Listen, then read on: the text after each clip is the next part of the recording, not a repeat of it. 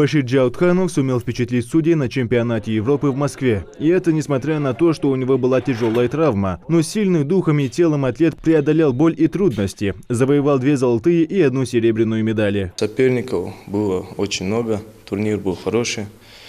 Результат у нас 2 первых и 1 второе. Кубок Европы проходил в Москве, в фитнес-клубе Крокус-Сити.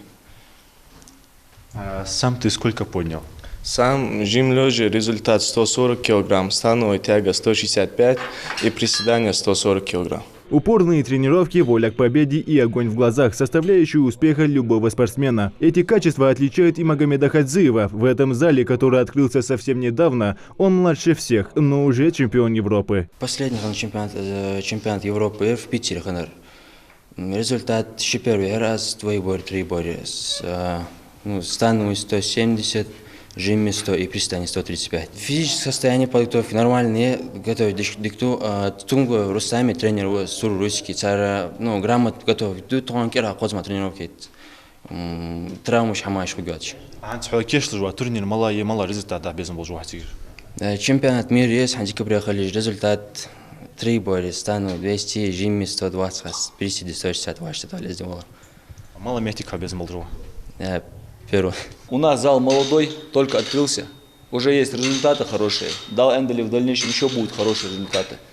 Желающих заниматься пауэрлифтингом много? Очень много. Очень много. Есть хорошие перспективные ребята, очень хорошие. Я думаю, год-два они хорошие результаты покажут. В Ингушетии пауэрлифтинг зародился сравнительно недавно, и интерес к нему проявляют с каждым годом все больше молодых людей. Турниры по этому виду спорта в регионе собирают немалую аудиторию.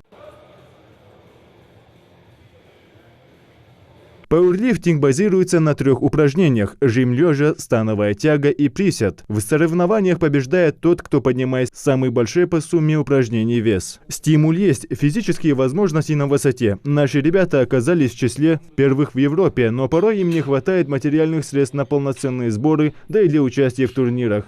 Но для спортсменов с огромным желанием это не преграда. Успехи тому доказательства. В начале года, в марте, мы открыли этот зал с помощью людей, спонсорской помощью. Получилось нам, как вы видите, создать этот зал, заставить ребят приходить сюда, тренироваться. Потом уже в нашем зале начали тренироваться ребята, которые поехали на соревнования чемпионата России, которые взяли первые места. Потом отсюда уже выехали на чемпионат Европы, который приняли, тоже взяли первые места, призовые места. Популярность пауэрлифтинга среди молодежи с каждым годом набирает обороты. Желающих заниматься этим видом спорта хоть отбавляй. Ну а нам остается пожелать силачам удачи, много ярких побед, ну а самое главное – обходиться без травм. Муса Измайлов, Медоскиев, Новости 24.